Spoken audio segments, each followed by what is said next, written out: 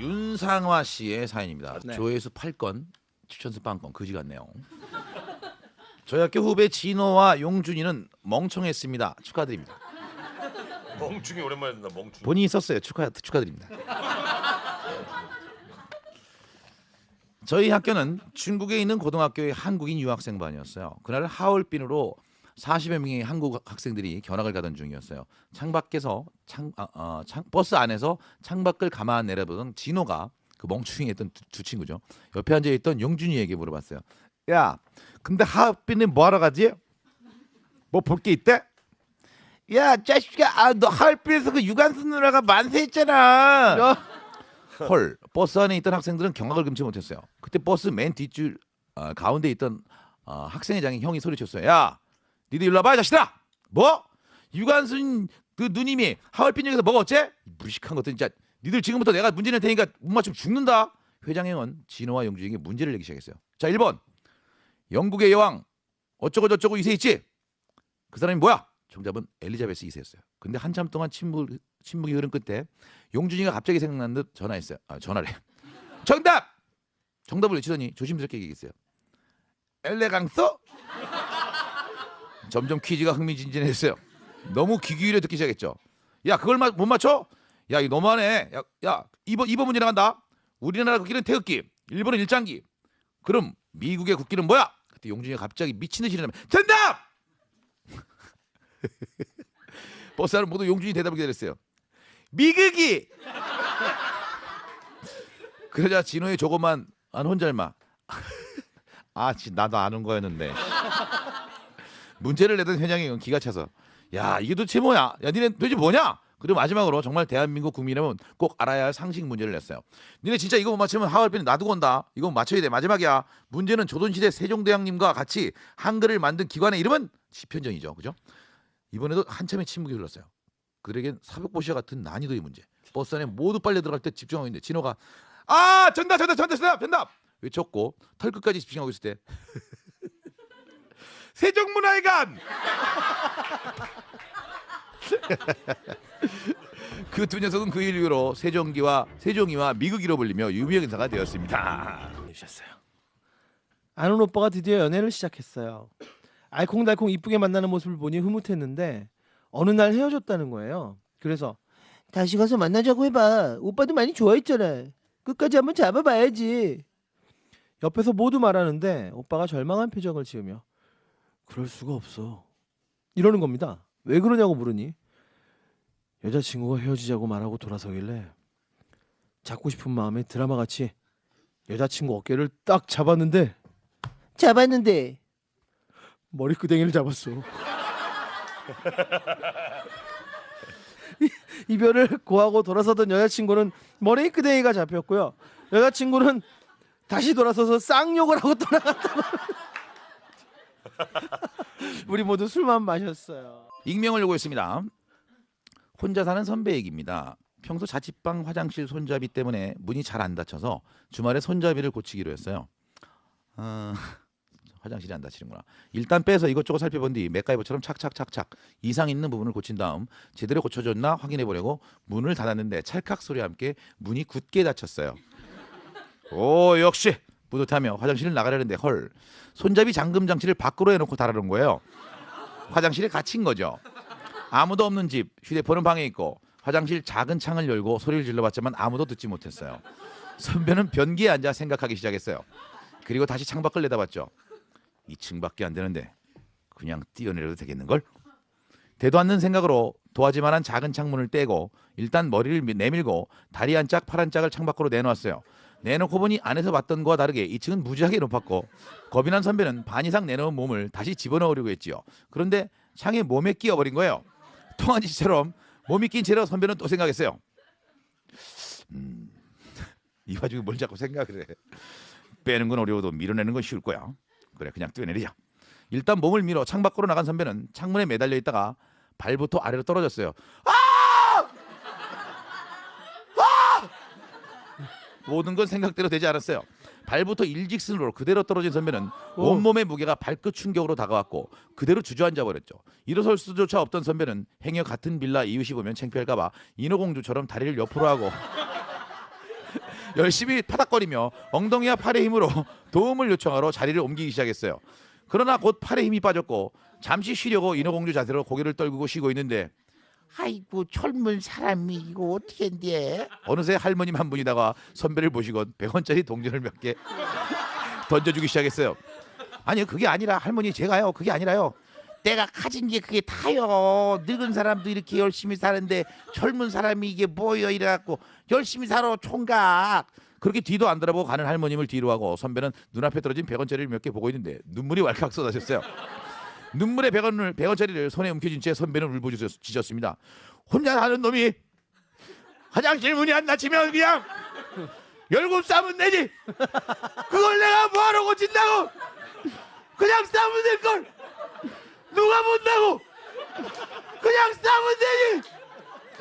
에이. 결국 선배는 지나가는 행인의 도움을 받아 병원에 후송됐고 발꿈치 골절로 한동안 병실 생활을 해야만 했습니다. 감사 사연이라고 올리셨네요. 친구의 도라이 남친 이야기 2탄. 노윤정 씨. 조회수 16건. 친구의 도라이 남친 이야기가 뽑혀서 너무 감사해요. 저는 뽑혀서 읽었었나 보구나. 친구에게 삼겹살을 사준 보람이 있었어요. 1탄보다 약하지만 친구의 또라이 남친 사연 2탄도 올려봅니다. 저번 사연에서 느끼셨겠지만 이 남친은 좀 감성적인 또라이예요. 1탄에서 이랬었죠. 하이라이트를 또 써주셨어요. 1탄에서는 이랬었죠. 우리가 진정한 연인이 되려면 서로 방구를 터야 할 것 같아. 아 이거구나. 이거 예. 그런데 뭔가 부끄럽잖아. 우리 봉투에 담아오라고. 우리 서로 페트병. 우리 서로 페트병에 방구를 담아 교환하자. 그래서 교환을 해갖고 서로 방으로 들어갔어요. 집으로 갔어요. 그리고 교환한 날 저녁에 문자로 남친이 그 여친한테 달다. 달다. 이렇게 그래요. 요 이제 사연을 보내서 뽑혀서 이제 제가 상품을 보내드렸는데 2탄입니다. 이 또라이 남친이 어느 날 영화를 한 편 보고 와서 이 친구에게 이렇게 말을 했대요. 야 익명아, 내가 영화를 봤는데 남자 주인공이 여자친구의 눈물을 먹는 장면이 있었어. 그 장면이 너무 아름다운 거야. 그래서 말인데 나도 너의 눈물을 한번 먹어보고 싶어. 제 친구는 어떻게 했냐고요? 어머 정말 너무 로맨틱한 것 같다. 한번 먹어봐 오빠. 눈 확 찔러가지고. 친구도 약간 또라이거든요.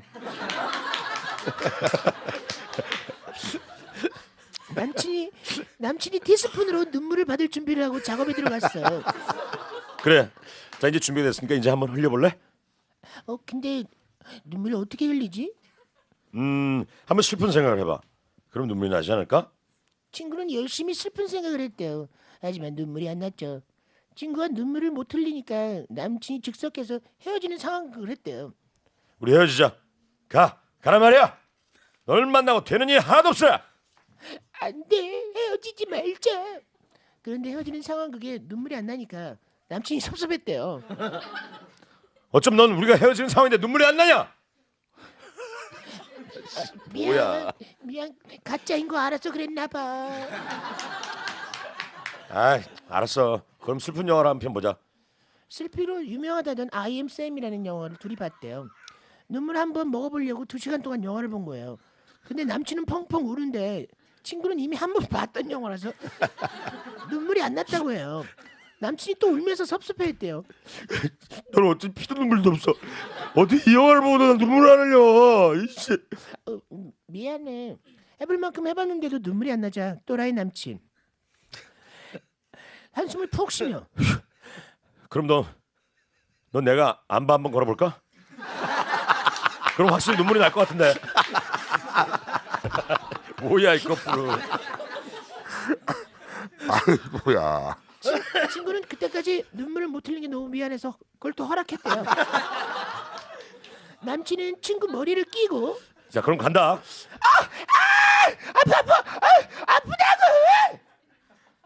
남친이 봤던 영화의 장면처럼 로맨틱하지 않았지만 결국 친구는 눈물을 흘렸어요. 너무 아팠죠.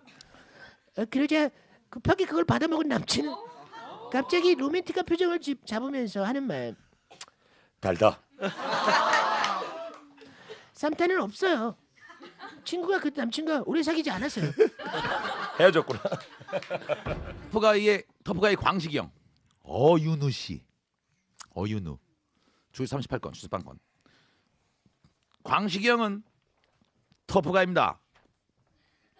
한번 사는 인생 남자답게 살려 를 외치는 사나이 중에 사나이죠. 광식이 형에게는 오래 사귄 여자친구가 있어요. 그런데 광식이 형이 해병대로 입대를 하고 일병이 갓됐을 때 그때부터 연락이 뜸해지더니 갈수록 연락이 안 되기 일쑤였어요. 뭔가 이상한 낌새를 챈 광식이 형은 청원 휴가를 내서 나왔어요. 무작정 여자친구가 일하는 곳으로 찾아가 오랜 시간 기다린 끝에 여자친구를 만났죠. 여자친구는 대뜸 광식이 형을 커피숍 앞으로 데려가더니 새로운 남자가 생겼어. 터프가이 광식이 형은 터프하게 물었어요. 좋은 사람이냐? 행복할 수 있겠네. 확신하는 거네. 여자친구는 고개를 끄덕였고 광식이 형 남자답게 먼저 일어난다. 행복하길 바래. 라는 말을 남기고 멋있게 일어났어요. 아무래도 그런 모습이 마음에 걸렸는지 여자친구가 나가는 광식이 형을 불렀어요. 광식이 오빠. 그러자 터프가이 광식이 형이 돌아서며 일병 조광식!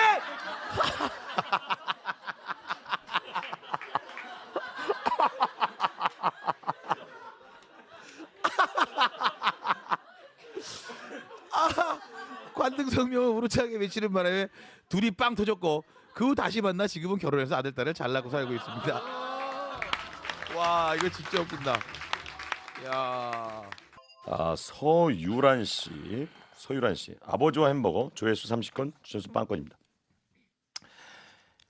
10년 전 저는 패스트푸드를 너무 좋아했어.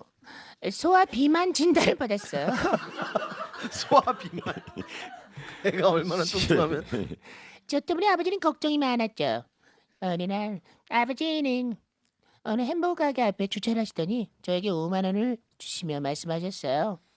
햄버거 사와. 5만 원어치 전부 다 사와. 어이구야. 제 눈이 휘둥그레졌어요.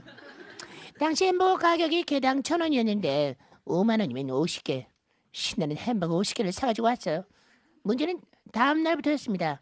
아빠, 나 배고파. 햄버거 먹어. 아빠, 나 아침은. 햄버거 먹어.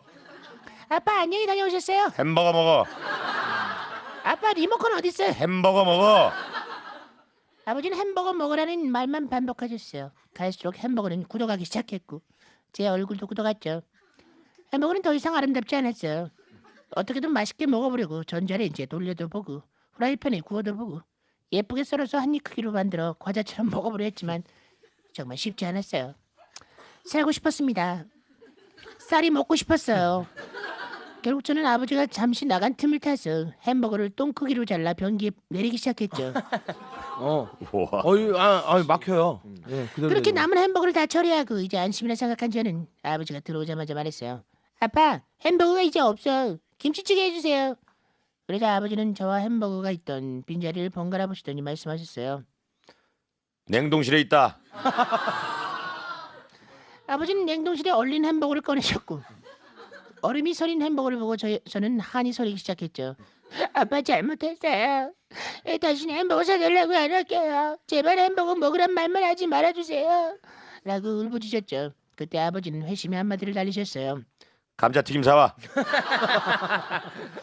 눈에는 눈, 이에는 이라는 철학으로 저희를 교육하신 아버지. 성인이 된 지금도 햄버거만 보면 토가 나와요. 네. 감자튀김도 먹지 않습니다. 아이네. 익명을 요구한 사연이고요. 제목은 효똥녀입니다. 효똥녀. 초등학교 때 제가 살던 동네는 버스가 하루에 4대만 다니는 촌에서도 아주 깡촌이었어요. 돈 아무리 많아도 아들 없으면 찍소리 못한다는 그 시골에서 저희 집은 소리 소문 없이 딸 6을 낳고 아주 조용히 살고 있었죠. 그러던 어느 날 조용하던 저희 집에서 큰 소리가 났어요. 엊그제 엄마가 빌려준 소쿠리를 앞집 아줌마가 못쓰게 망가뜨려서 갖고 온 거예요. 아니 빌려갔으면 곱게 쓰고 가져올 거지 이게 뭐예요? 아니 그거 그렇게 망가질 줄 알았나? 그깟 비싸지도 않은 거하고 타박여. 아니 미안하단 말 한마디면 끝날 것을 사람이 왜 그래? 무엇이 미안해? 원래 빌려갈 때 그렇게 생겨 먹은 걸 이웃간에 그럴 수 있는 거지. 아이고 치사해서 아들 있는 내가 참아야지. 누가 참아?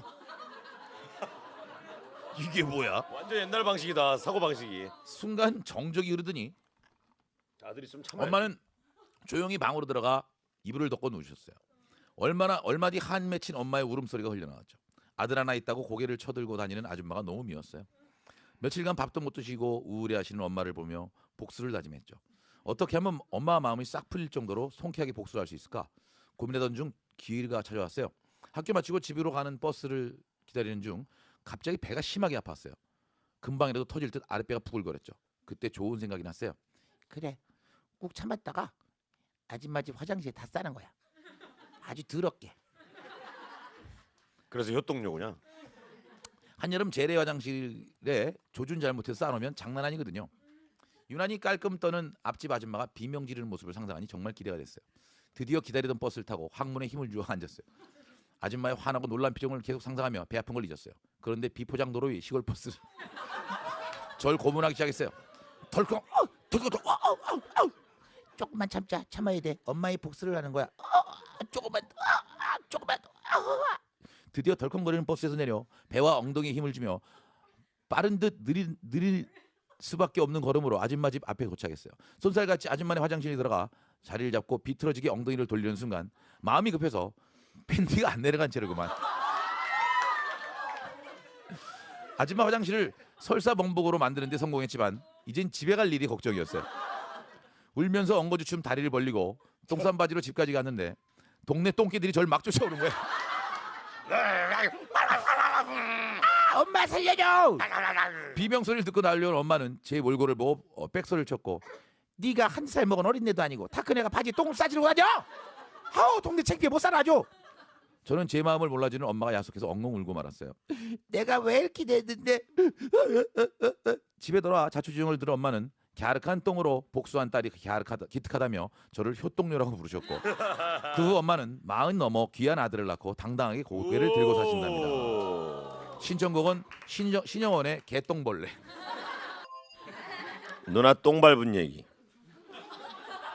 급생각이라는 아이디로 보내주셨습니다. 누나가 똥을 밟았군요. 살면서 똥을 안 밟아본 사람 있을까요? 요즘은 있을 수도 있어요. 똥 안 밟아보신 분, 똥 안 밟아봤다. 개똥이라도. 야, 한 4분 계시네. 그렇군요. 똥을 안 밟아봤구나. 우린 겁나 밟았는데. 똥을 진짜 많이 왜냐면 밟았지. 저희 어릴 때는 똥이 많았어요. 개들도 많이 돌아다녔고 막 똥이 많았어요. 똥을 밟아봐라. 인생을 모르는 거야. 똥을 밟아봐야 돼요. 어머니도 밟아보시죠. 저희 누나가 집에 가고 있는데 어떤 아저씨가 길을 묻더래요. 저 아저씨, 땡땡은행 가려면 어떻게 가야죠? 땡땡은행이요? 이 길로 나가셔서 쭉 가시면. 그런데 이 아저씨가 설명하는 걸 하나도 집중을 안 하더랍니다. 그냥 가만히 침묵하며 누나의 시선을 끌더니 갑자기 자기 추리닝 바지를 내리려고 하더래요. 바바리맨이었던 거예요. 약간 추리닝맨이네, 그죠? 깜짝 놀란 누나는 뒷걸음치며 이렇게 소리를 지렀어요. 지금 뭐 하시는 거야, 아저씨? 그런데 당시 고객 마트 센터에서 일하고 있던 누나는 자기도 모르게 바바리맨을 향해서 이렇게 외쳤대요. 지금 뭐 하시는 거야, 고객님? 직업병이죠. 뭐 하시는 거야, 고객님? 펼치는데요? 네. 졸제 바바리맨이 고객님이 된 거예요. 근데 이 말을 들은 바바리맨이 뒷걸음질 치는 누나에게 이런 미친 애드립을 가만히. 가만히 있어. 손님은 왕이야. 고객 만족 몰라. 고객 만족. 누나는 그놈에게 누나는 그놈에게 자꾸 헷갈려. 그놈에게 쌍욕을 하며 도망쳤대요. 그때 또 누나의 등 뒤로 그놈이 하는 말. 어디가? 고객의 만족을 실천해야지. 어디가? 나 아직 만족이 안 됐어. 그 후로 누나는 고객님 트라우마 때문에 알바를 그만뒀답니다. 신청곡은 형돈이와 대준이 꺼져. 이상민 씨의 사연을 좀 소개해드리겠습니다. 제 이름은 이상민입니다. 이상민 씨니까요. 군대 입대해서 자대 배치 받았는데 김병장이라고 아주 유치한 걸 좋아하는 고참이 있었어요. 신명, 네 이름 뭐고? 이병, 이상민, 이상민, 룰라의 이상민이랑 이름이 똑같네. 네 그렇습니다. 그럼 랩해봐. 아 그럴 거야. 아끼려고 굳이 내게 말을 하려고 아낄로까? 널 떠나갔던가. 장난하나? 룰라 이상민하고 하나도 안 똑같네. 다시 해봐. 저는 어쩔 수 없이 기억을 더듬어가며 최대한 룰라 같은 랩을 했어요. 아낄려가 나 아끼려고 굳이 내게 말하려고 머리가 떠나가. 그래 그래야 하는 거야. 잘하네. 저는 그 뒤로 대대의 모든 고참들 앞에서 날개 잃은 천사의 랩을 해야 했어요. 너무 많이 해서 관등 성명보다 랩이 먼저 튀어나올 지경이었죠. 그러던 아주 무더운 여름날 저는 연병장에 잡초를 뽑고 있었어요. 열심히 잡초를 뽑고 있는데 누군가 뒤에서 제 어깨를 툭 치길래 저는 깜짝 놀라서 본능적으로 랩을 했어요. 작업 때문에 수건을 뒤집어 쓰고 있었기 때문에 더욱 필받아서 아끼려고 나끼려고 구진이가 말을 머리 따라가는가. 랩을 하다가 쳐다보니 중대장님이었어요. 당에서 멍 때리고 있는데 중대장님이 내후반장이던 김병장을 불러서 말했습니다. 야! 얘는 작업에서 열애시켜라. 얘가 더 일을 먹었어. 헛소리를 하네. 저는 그렇게 작업에서 열애됐고 대대에서는 작업하기 싫어서 일부러 미친 척하는 걸로 소문이 나서 아주 힘든 군 생활을 했어요. 신종훈 룰라의 날개 잃은 천사. 날개 잃은 천사. 익명으로 보내 거제도에 사는 이쁜 새댁 목소리를 읽어달라잖아요. 닌 지역까지 아주. 저는 결혼한 뒤로 한 번도 여고 동창 모임에 간 적이 없었어요. 이대로는 친구들이 다 떨어져가 나갈 것만 같았죠. 그래서 하루 날을 정해갖고 친구들을 만나 술을 찐땅 먹기로 했어요. 약속날 우리는 늦게까지 술을 먹었고 개로 변신한 애도 몇이 있었어요. 슬슬 집에 가리카는데 한 친구가 이유도 없이 울기만 하면서 집에 갈 생각을 안 하고 전 안 되겠다 싶어갖고 저희 집으로 데려갔죠. 남편은 피곤했는지 벌써 자고 있더라고요. 친구는 작은 방에 이불을 펴주고 던져버리고 저 역시 남편 옆에 꼬꾸라지고 말았지요. 그런데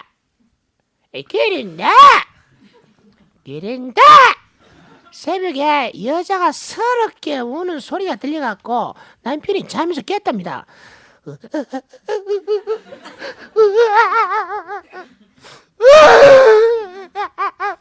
소리는 화장실에 들려왔고요. 남편은 바짝 긴장을 하고 화장실에 들어갔죠. 문을 확 열어 제끼는데 어떤 여자가 마스카라가 다 번진 상태로 바닥에 놓여있는 돌돌 말린 이불을 보며 서럽게 울고 있더래요. 그 여자는 제 친구였죠. 남편은 친구가 집에 온 걸 모르고 있던 터라 완전 기겁을 하고 저를 흔들어 깨웠어요. 자기야. 와 가는데 지금 화장실에 그 귀신이 있다. 상황을 듣고 화장실 가보니 친구가 서럽게 울고 있었어요. 야야 니 여기서 뭐하나? 아직도 울고 자빠졌노 왜? 우리 신랑 애 떨어질 뻔했다. 그게 아이고 뭐니 말 똑바로 안 하나? 여기서 뭐하나 니? 이 이불을 또 먹고 이게. 친구는 또 서럽게 울면서 얘기하더군요. 내가 자다가 갑자기 오바이트가 쏠리가 화장실까지 가지도 못하고 이불에다가 내 이래 햇빛도 너가 남편도 있는데 내 아침까지 이불을 빨아갖고는 너로 놀랐고 말아서 화장실에 갖고 왔는데 뭐 울지만 말고 말 안 하나니 그냥 빨면 되지. 와 쳐 울고 자빠졌노 왜?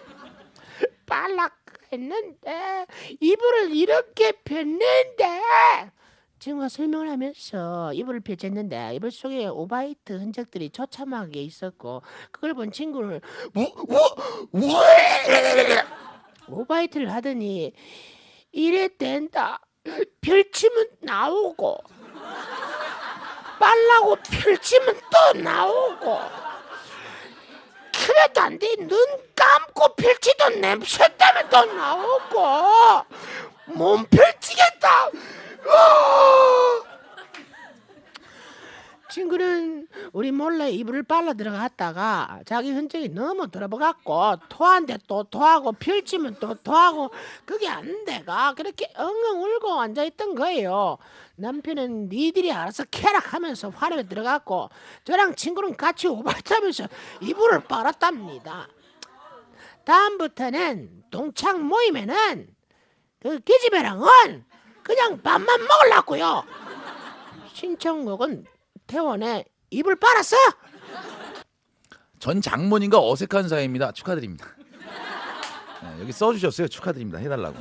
이딴 분들이 존재합니다. 아니, 굉장히 매니아들이죠. 굉장히 두꺼워요. 매니아층이 두텁습니다. 장모님이랑 완전 친하신 분들도 가끔 있죠. 있죠. 가끔. 저는 뭐냐 적당히 친한 편입니다. 장모님이 막 따기 때리고 그런 분도 있어요. 아우 사이 왔어? 우리 남춘여 장모님 늘 감사합니다. 왜 장모님 성함이에요? 왜요? 약간 어색한 사이라는데 평생 교직 생활을 하신 올곧은 성품이라 도도하신 차가우신 장모님은 결혼 후 3년이 지날 때까지도 제게 존댓말을 하셨고 전 행여 장모님 눈에 날까봐 늘 언행에 신경을 썼죠. 그러던 어느 날 장모님이 손주 밥 한 끼 사주겠다고 지방에서 기차 타고 서울역에 오셨어요. 어찌어찌 저 혼자 마중을 나가게 됐는데 장모님과 단둘이 그 엄숙한 분위기 속에 차를 타고 1시간을 갈 생각을 하니까 너무나 두려웠어요. 장모님 올라오시느라고 많이 힘드셨죠? KTX 타니까 금방 왔습니다. 씁니다 채야 왜? 아니 존댓말 한대잖아요. 씁니다. 왔어요. 이렇게 하지. 장모님 무거울 텐데 가방을 이리 좀 주시죠. 괜찮습니다. 씁니다 채야. 내가 들 수 있습니다. 차를 타고 가는데 10분 동안 아무 말도 없이 어색함이 흘렀어요. 장모님 점심 드셨습니까? 출발할 때 간단히 먹었습니다. 다시 또 10분간의 침묵. 그런데 그때 제가 너무 긴장한 나머지 목 오른쪽으로 담이 걸린 거예요. 목이 돌아가질 않아서 오른쪽 사이드 미러를 볼 수가 없었어요. 아니 왜 이렇게 옆차들이 빵빵거리나요? 그게 장모님 우측 차선으로 변경을 해야 되는데 제가 지금 담이 왔어요. 담이 왔다고요? 저 장모님 죄송한데 사이드 밀러 좀 봐주시겠습니까? 알겠습니다. 오른쪽에 차가 없으면 말씀 좀 해주세요. 알겠습니다. 지금입니다. 빵빵! 타임을 눌러주세요. 옆차가 빵빵거렸어요. 죄송합니다 장모님. 아닙니다. 다시 한번 해보세요. 지금입니다. 빵빵! 죄송합니다 장모님. 이번에 못 빠지면 10km 돌아가야 합니다. 죄송합니다 장모님. 이번에 꼭 성공하겠습니다. 지금이라고요. 빵빵! 다시 뒷차가 빵빵대자 장모님은 뒷차에게 화풀이를 하기 시작했어요. 운전 똑바로 못해? 차 한 거리 몰라? 차단비가 모르냐고! 그 말은 저를 꾸짖는 것 같았어요. 죄송합니다 장모님. 헛딱지 나버려라. 자네 지금 나이가 몇 살인데 차단 변경도 못하냐고. 지금이 몇 번째냐고. 진짜. 장모님 화가 나자 사투리를 내뱉으며 샤우팅을 시작했어요. 그래 깜빡이를 넣으라니까. 아니 비상 깜빡이를 왜 끼냐고. 그건 와이퍼고 좌측이 아니라 우측으로 넣으라고. 지금 변경하라니까. 그리고 갑자기 오른손 창문을 휘저으며 야 비켜. 그래 바로 지금이라니까. 결국 장모님이 몸을 내밀어 오른쪽 팔로 팔을 휘저은 뒤에야 차선변경을 할 수 있었고 장모님은 마음을 가라앉히셨습니다. 속 터져버려. 그날 이후로 장모님은 제게 말 놓고 편하게 대해주십니다. 신청곡은 잭스키스의 지금이야. 소영민 씨입니다. 조회수 129건, 추천수가 무려 12건. 굉장히 성적이 좋은 제목이 성적이 좋을 수밖에 없네요. 공포의 성교육. 오늘 많이 낚아봤네요. 올해 8살이 된 아들은 학교에서도 유명한 호기심 대장이에요. 엉뚱함이 하늘을 찌르고 궁금한 게 있으면 해결하기 전까지 밥도 안 먹고 잠도 안 자는 무서운 성격의 소유자. 그런데 올봄 1학년이 된 아들에게 무서운 통지문이 하나 날라왔습니다. 성교육. 학교에서 성교육을 한다는 통지문이었어요. 이것만은 정말 피하고 싶었습니다. 한번 질문을 시작하면 20개 고개를 하고 마는 아들인지라 무서웠어요. 그런데 그날따라 장인어른과 장모님이 집에 놀러 오셨어요. 왠지 불길한 마음에 가슴이 두근거렸습니다. 조심스럽게 가족끼리 식탁에 모여서 밥을 먹는데 아들의 핵폭탄 같은 질문이 어김없이 날라들어왔습니다. 아빠!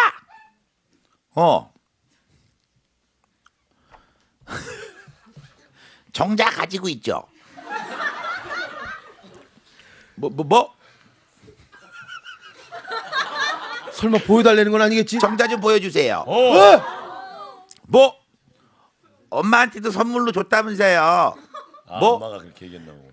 성교육에 그렇게 가르치잖아요. 비디오 이런 데서. 헤엄치기 선수라는데 궁금해요. 보여주세요. 뭐? 가장 빠른 거 3마리만 키우게요. 누가 아주 디테일하게 가르쳤구만. 뭐? 그날 아들의 돌직구 앞에 옆에서 듣고 있던 장인어른과 장모님은 바로 자리를 피하셨고 믿었던 집사람마저 울리지도 않는 핸드폰을 들고 사라져버렸어요. 혼자 남게 된 저는 어떻게든 살아야겠다는 생각에 절대 하지 말아야 할 해서는 안 되는 약속을 해버렸어요. 뭐라 그랬는데. 엉겁결에 한 말이죠. 내일 줄게 회사에 놔두고 왔어. 내일 줄게 회사에 놔두고 왔다 내가. 그리고 다음 날 고민 끝에 개구리 농장을 찾아간 저는 올챙이 20마리를 사다가 아들에게 줬어요. 자, 정자다. 이건 올챙이잖아요. 올챙이랑 똑같이 생겼는데. 아니야, 정자야. 잘 보면 눈빛이 틀려.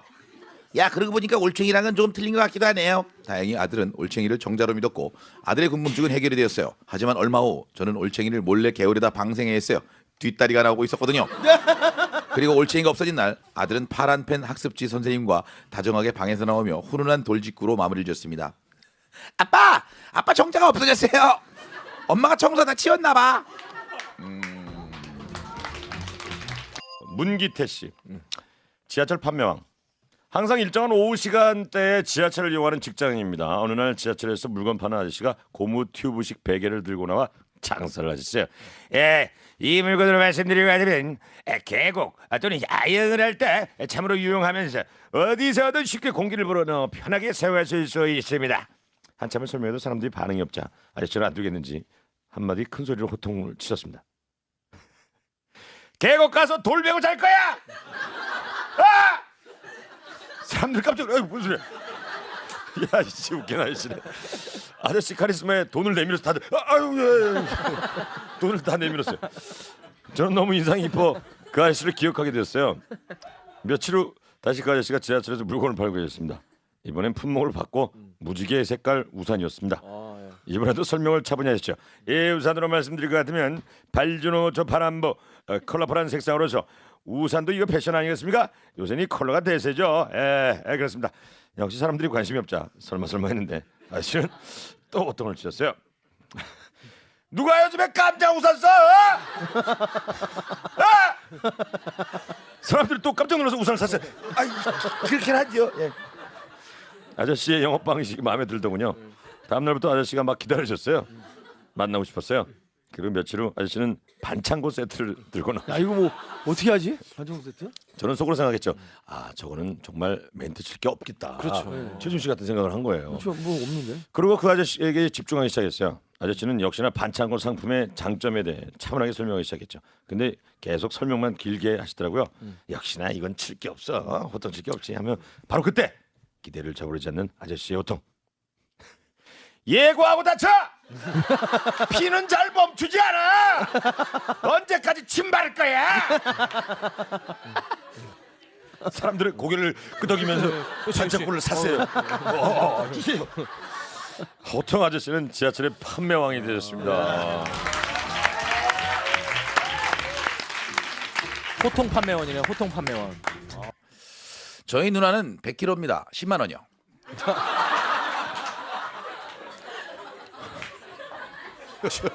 누나가 100kg래요. 얼마나 무게 있는 누나입니까? 10만 원이요. 아직까지 결혼도 못하고 성격만 좋은 누나입니다. 30만 원이요. 누나의 여동생들은 시집 못 간 언니 때문에 연애만 몇 년째 하다가 결국 얼마 전에 추월을 해서 둘째가 먼저 결혼식을 올리게 됐죠. 누나는 큰맘 먹고 화사해 보이는 분홍색 원피스를 샀어요. 원피스가 구겨질까봐 거실 옆 벽에 옷걸이에 걸어놓고 TV를 보고 있는데 아버지가 퇴근해서 집으로 들어오셨어요. 그리고 멀리서 벽에 걸린 언니의 분홍색 원피스를 보면서 말씀하셨습니다. 야! 왜 벽에 100리터 쓰레기 봉투를 걸어놨어?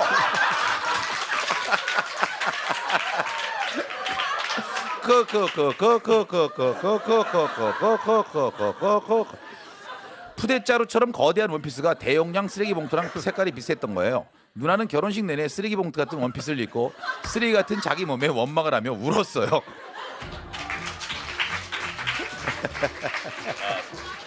그만한 게 있죠, 큰 거.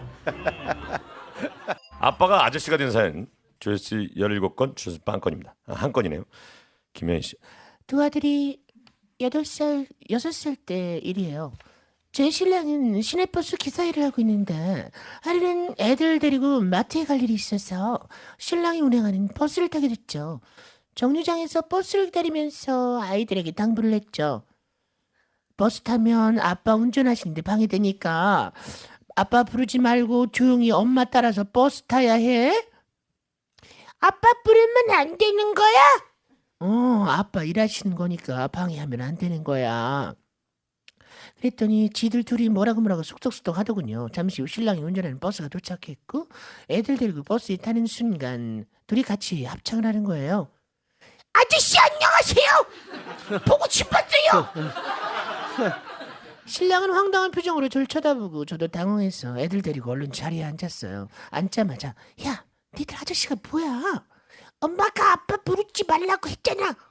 다른 승객들도 있고 해서 나중에 내려서 타일러야겠다 생각하고 마트 앞에 도착해서 내리려는 그 순간 다시 큰아들이 아빠에게 한마디 했죠.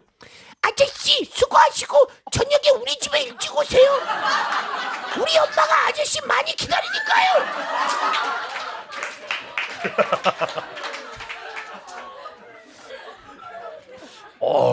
우리 엄마가 아저씨를 많이 기다려. 우리 집에 오세요. 전 얼굴이 많이 빨개져서 웃네. 뒤도 안 돌아보고 내려 마트 안으로 막 뛰어들어갔는데 나중에 신랑 전화 와서 하는 말이 저희 내리고 버스 룸밀러를 봤더니 버스 승객 전부가 우리 신랑을 이상한 눈으로 쳐다보고 있더래요. 자, 익명을 요구한 사연입니다. 얼마 전 대학 동기 아들 돌잔치가 있었어요. 아기가 돌잡이 물건 대신 엄마 가슴을 잡아서 엄마 가슴을 이렇게 잡아가지고 나달. 폭소가 터졌고 나발. 마지막으로 경품 행사가 이어졌습니다. 무려 펜션 숙박권이 걸려 있었고요. 다들 반짝반짝 빛났죠. 애기 신동입니다. 자, 펜션 숙박권은 사회자가 돌잔치에 참석한 하객들 가운데 자녀가 가장 어린 분께 드리도록 하겠습니다. 사회자 말이 끝나기 무섭게 너도나도 손을 들었어요. 저희 딸은 다음 주가 100일이에요. 아 그래요? 좀 약한데요. 다른 분 안 계신가요? 저는 4개월입니다. 4개월이면 100일보다 더 많잖아요. 그때 다른 남자 부인이 배를 가리키며 저는 뱃속에 16주입니다. 남자가 부인의 배를 가리키며 아 인정. 또 다른 분 없습니까? 6주 있습니다. 6주. 아, 네, 6주 나왔습니다. 또 다른 분? 분위기는 가락시장 새벽 경매장을 방불케 했고 숙박권이 눈이 먼 남자들이 열띤 입찰이 이어졌어요. 그때 갑자기 결혼도 하지 않은 제 친구 덕찬이가 저요. 그럼 몇 주입니까? 아빠 몸속에 있는 것도 인정됩니까? 순간 분위기는 싸해졌고 사회자는 약간 당황했죠. 저 그게 그럼 언제 엄마한테 갑니까? 그때 덕찬이의 한마디에 돌잔치는 뒤집어졌어요. 그 숙박권 펜션으로 가서 엄마에게 보내겠습니다.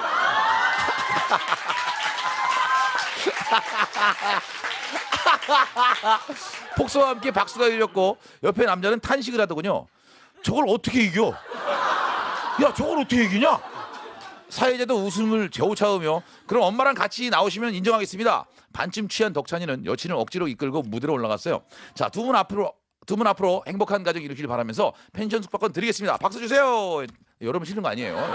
지금 몇 분 칠라 그러는데 지금 우레와 같은 박수 속에 여친에게 숙박권 봉투를 건네는데 여친은 이런 상황이 짜증이 났는지 울음을 터뜨렸어요. 덕찬이는 당황했는지 여친을 달래면서 이렇게 말했습니다. 내가 잘할게. 아니 펜션 가서 잘할게. 그리고 사람들에게 크게 말했습니다. 여러분 제가 잘하겠습니다. 펜션 가서요. 꼭 잘할게요.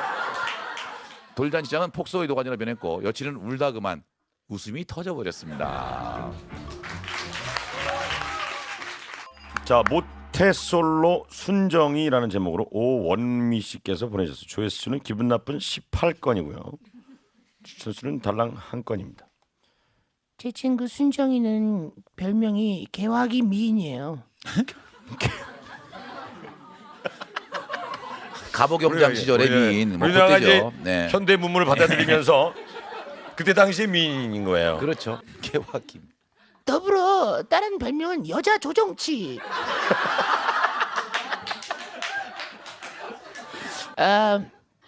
여자 조정치로 불릴 만큼 동양적인 미모를 아주 뛰어나게 자랑을 하는데요. 30이 넘도록 모태솔로였던 순정이는 국내에서 임자를 찾기는 글렀다는 판단을 내리고 외국인 남자와의 소개팅을 물색하기 시작했어요.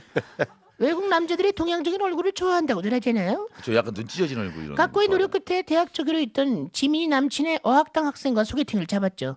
친구들은 드디어 순정이 머리 올리게 생겼다면서 극도의 흥분 상태였고 여배우와 시상식 준비를 하듯 미용사 진희, 등산복 사장 정미, 그리고 세탁소 집딸인 저까지 특별팀을 구성해서 소개팅에 전의를 다했습니다. 중국 배우들 보면 말이야, 세계적인 시상식 같은 데서 빨강 드레스 입고 그러잖아. 동양적인 미를 드러내려면 빨강 드레스가 최고라니까. 그래, 맞아. 배왕별이잖아. 말고는 창백하게 하고 눈썹은 까맣게 하고 쥐잡아 먹었듯이 강을 열고 시뻘건 립스틱을 바르는 거야. 머리는 연탄재처럼 시커멓게. 어머, 외국인한테는 완전 먹히겠다. 뮬란이 딱 그 스타일이잖아. 그렇게 순정이는 만반의 준비를 했고 우리는 덩달아 설레었어요. 소개팅 당일, 만약 잘 돼서 결혼이라도 하게 되면 결혼식은 외국에서 하는 게 좋을까? 야, 그러면 그렇게 되면 우리한테 비행기 티켓 꼭 보내야 된다 너. 정말 야, 설렌다 야. 순정이는 비행기 티켓까지 약속받고 난리네 난리. 우리는 순정이의 옆 테이블에 자리를 잡았죠. 약 5분 후 소개팅 남이 나타나는데 깍! 주드로를 닮은 파란 눈의 파리지행이었어요. 완전 파리킹카 스테판은 한국말이 좀 서툴었지만 매너도 좋고 둘 사이 분위기도 완전 좋아서 정말 순정이 인생에도 별이 드는 것만 같았죠. 우리는 이 여세를 몰아버리고 소개팅 중간 점검을 위해서 순정이에게 화장실을 집합하라고 톡을 날렸습니다. 너무 우르르 몰려나가면 티가 날 것 같아갖고 저는 자리를 지키며 스테판의 동태를 살폈죠. 순정이가 자리를 뜨니 스테판도 어디론가 통화를 하더군요. 좀 전과는 달리 다급하니 갑자기 불어를 하면서 막 큰 소리를 막 치는 것 같았어요. 아니면 동원을 빌려 내 쇼보도 발라 더블더 봐라. 쇼보를 러버를 호래. 정황상 순정이 얘기를 하는 것 같았고 저는 그중 귀에 꽂히는 말을 급히 메모하기 시작했어요. 무슨 말인지는 모르겠지만 불어 발음을 들으니 샹숑을 듣는 것 같고 왠지 분위기가 있더군요. 순정이가 자리로 돌아오고 얼마 뒤 스테판은 친구 아버지가 돌아가셨다며 자리를 떴고 우리는 아까 메모한 스테판의 말을 당장 검색해보기 시작했습니다. 순정아, 거기 적힌 거 불러봐. 내가 검색해볼게. 순정이는 떨리는 목소리로 불어를 읊어내렸고 저는 친절히 검색 결과를 그대로 이어서 읊어버렸어요. 메흐드, 메흐드? 젠장할? 이 넵시 어이없어. 그랑 쑥새 대박. 그랑 쑥새 라그브 대박 못나니. 캐지요 겁나 추녀 겁나 못생겼다. 순정이의 불어에 이어지는 저의 잡욕에 순정이는 울기 일보 직전이 되었고 친절하게도 불어 해석글 참고에는 이런 글이 있더군요. 괄호 열고 프랑스인들은 욕하는 사람을 아주 품격 떨어지는 사람으로 보기에 웬만큼 불쾌한 상황이 아니면 이런 욕은 잘 하지 않습니다. 괄호 닫고 그날 이후 순정이는 지구별에서는 남자 만나기가 힘들겠다며 화성으로 이민을 심각하게 고민 중이랍니다. 익명으로 보낸 신사입니다. 가족 오락관이라는 제목으로 조회수 24건, 주셔서 2건. 저희 할머니는 귀가 어두우세요. 하루는 할머니가 노인정에 마실을 가셨어요. 우리 할머니가 싫어하시는 약국집 할머니도 오셨는데 할머니가 약국집 할머니 싫어하시나 봐요. 일단 약국 하면은 좀 그렇죠. 괜찮은 집안이니까 시기가 좀 있겠네요. 그분도 귀가 안 좋으세요. 두 분 서로 귀가 안 좋으신 두 할머니가 만나셨어요. 그날도 약국 할머니는 자랑을 늘어오셨어요. 자랑하시는 할머니인가 보다, 약국 할머니. 아이고, 우리 아들이 어제 최고급 벤츠 세단을 샀는데 얼마나 좋은지 몰라.